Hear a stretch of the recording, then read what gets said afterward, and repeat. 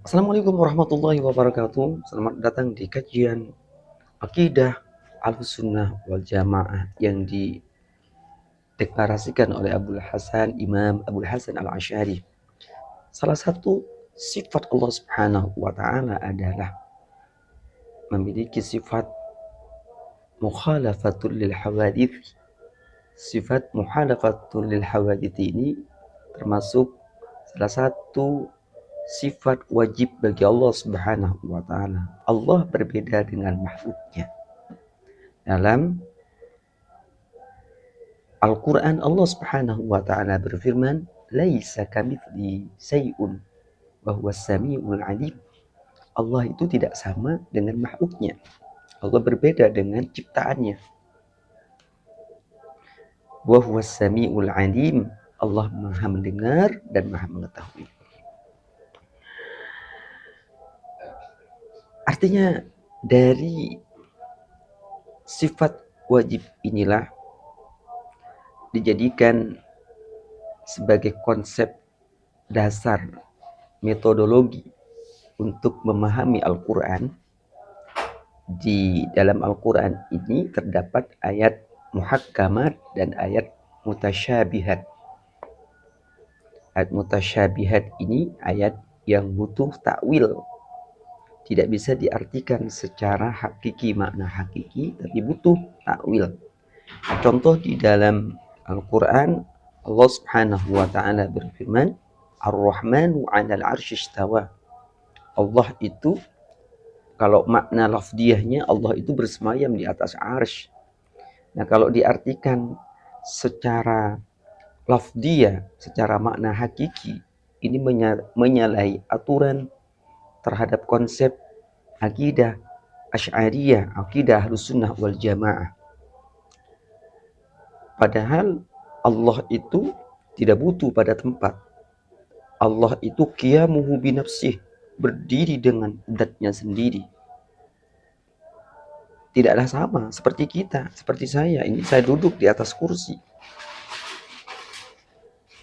Kalau saya duduk di atas kursi, ketika kursinya dilepas, saya jatuh, tidak kuat. Ketika Allah itu duduk di atas arsy, bersemayam di atas arsy, butuh dong kepada arsy. Itu menyalahi tentang sifat ketuhanan. Sifat ketuhanan itu adalah, salah satu sifat ketuhanan itu adalah qiyamuhu binafsi, berdiri dengan zat sendiri tanpa butuh kepada makhluknya dan ciptaannya. Lalu Ar-Rahmanu 'alal 'arsy istawa ini perlu ada takwil. Nah, sampai di sini dijelaskan dalam kitab Jawahirul Kalamiyah, al-murad bihi istiwa'un yaliqu bi jalalir rahman. Dan dimaksud dengan istiwa dalam lafaz Allah Ar-Rahmanu 'alal 'arsy istawa, istiwa itu yaliqu bi jalalir rahman, yang pantas dengan keagungan Allah Subhanahu wa taala.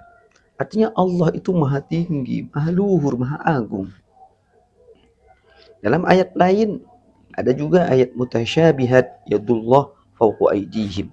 Tangan Allah. Ini secara makna hakikinya tangan Allah. Kalau diartikan secara makna tangan Allah sama dengan makhluknya. Nah, ini menyalahi aturan, menyalahi konsep atau metodologi berpikir, menyalahi aturan metodologi berpikir konsep akidah Ahlussunnah wal Jamaah. Sedangkan Allah itu mukhalafah, tidak sama dengan makhluknya. Maka berarti yadullah ini tidak bisa diartikan secara makna hakiki, tapi perlu takwil. Nah, makanya di sini dijelaskan al-murad bil yad huna, dalam ayat ini maknan yaliku bi jalalihi. Yad ini, yadullah itu artinya bermakna kekuasaan Allah berada di atas kekuasaan mereka, makhluknya.